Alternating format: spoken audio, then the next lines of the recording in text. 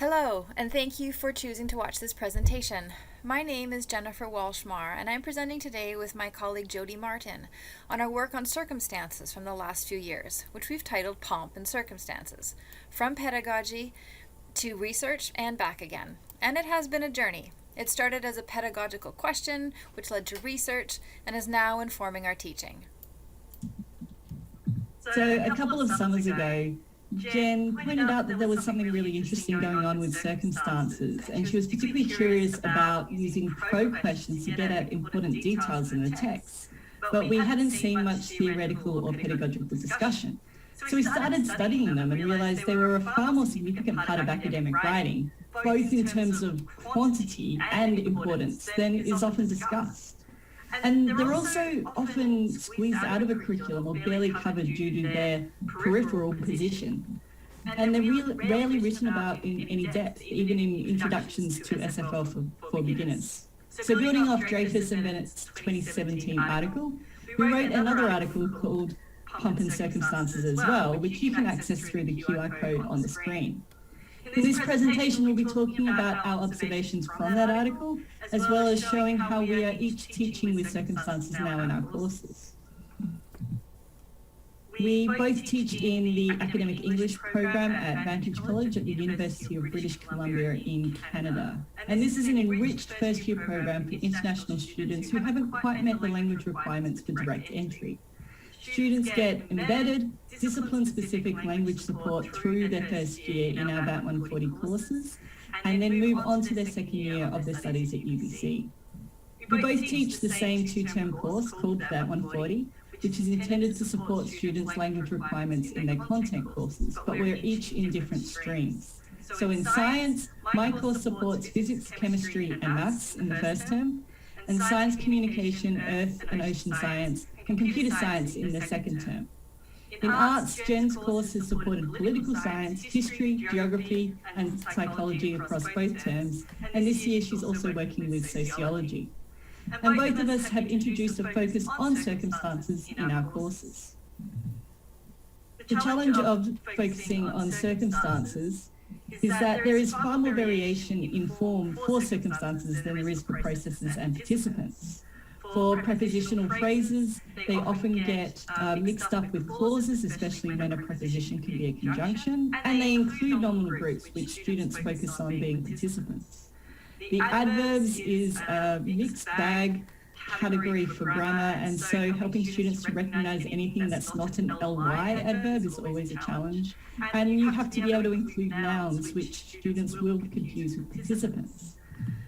Further, there's also far more variation in terms of type.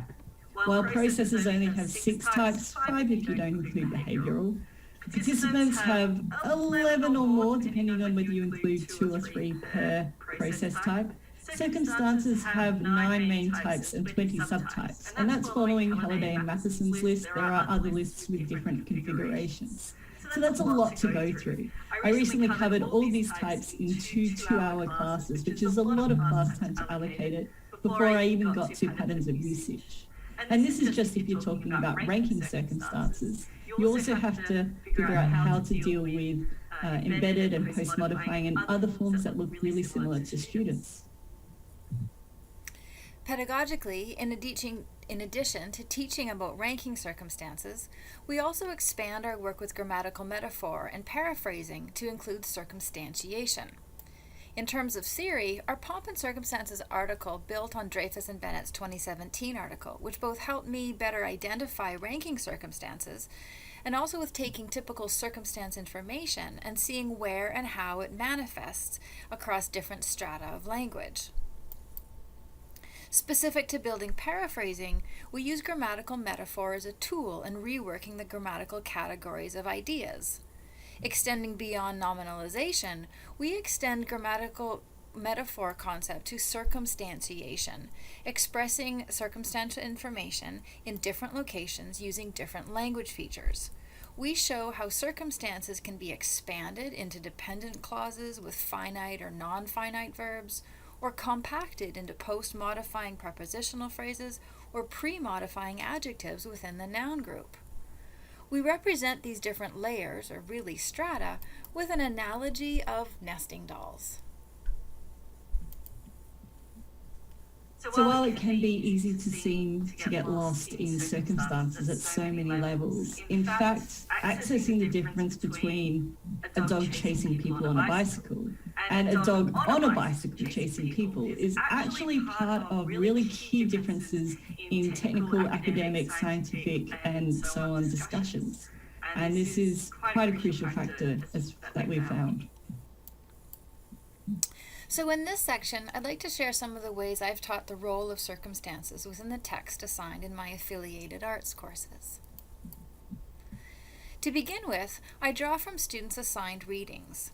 This excerpt from a history reading has elaborated noun groups, here in yellow.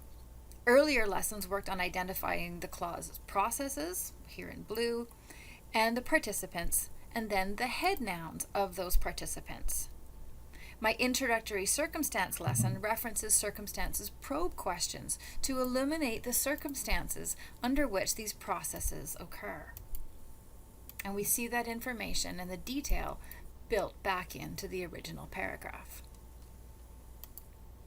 In analyzing this poli-sci article, I pulled out the ranking circumstances of this excerpt describing various apologies to Indigenous peoples across several settler states.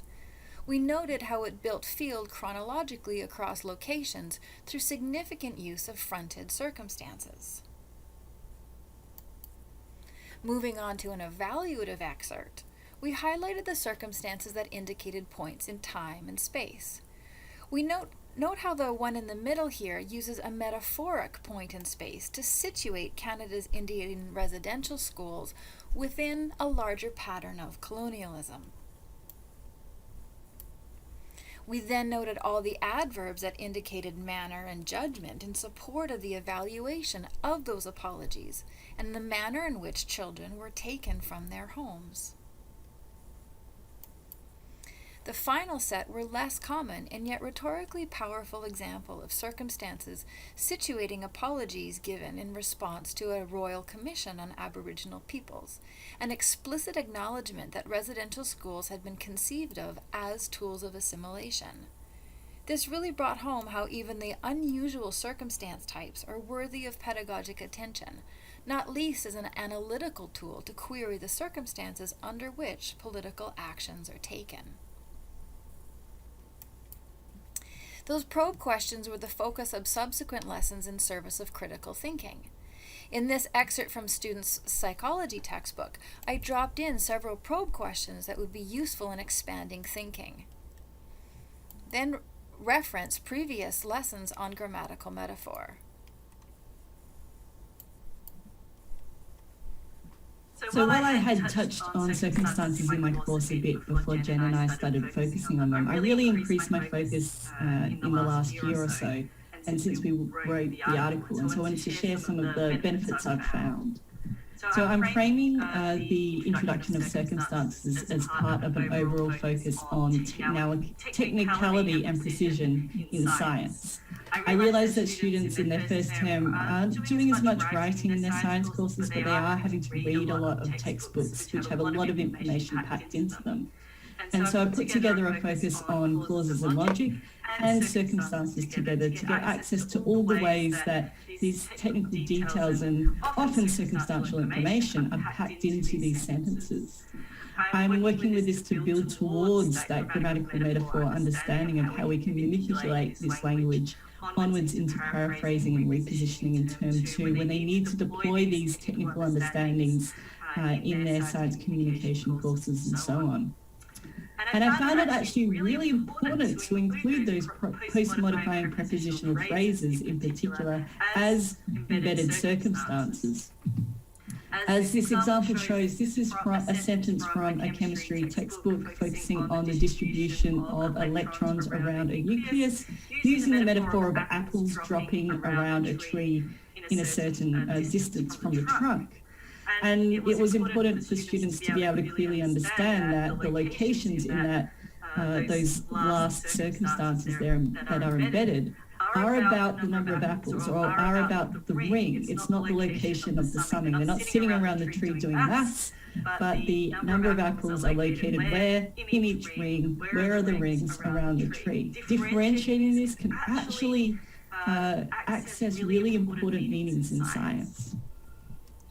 In fact, when I started looking at circumstances, I took all their readings from 1 week and found almost every type of circumstance. You can see on the screen an elaborated table drawing in colour code the circumstances from physics, chemistry and calculus. I only had to go beyond that week's readings for a few of the examples. And I wanted to share with you some of the ones that I found quite interesting.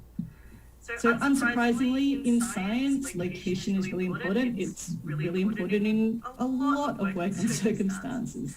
But in particular, you get this interface of how time and space come together or are somewhat ambiguous. So a favourite one that a student found recently was the location in time and space, which is both categories. But within the text, we see a lot of different types of places present in their circumstances of location, both the location within the textbook, within diagrams, within fields, or more scientific understandings of location, which may or may not be specified, may or may not be viewable, may or may not be known. I found it really interesting as I started looking more at science that, similar to what Jen presented in arts, roll guys was really important, and also these angle, source and viewpoint, but they manifested slightly different to what I was used to seeing them as. So with roll guys, I can access that notion that different concepts in science can be represented in different ways as different forms. And you can see examples on the screen from both maths and chemistry. For angle, we don't have as much quoting and citing going on in science, but we still have these flags of indicating what the source in terms of the field or the subdiscipline is according to quantum mechanics, or we're using the calculus terms, flagging both within a discipline and across disciplines that the knowledge is interrelated and we're shifting between those fields. So highlighting these and highlighting access to these more rare circumstance types actually provided quite important information.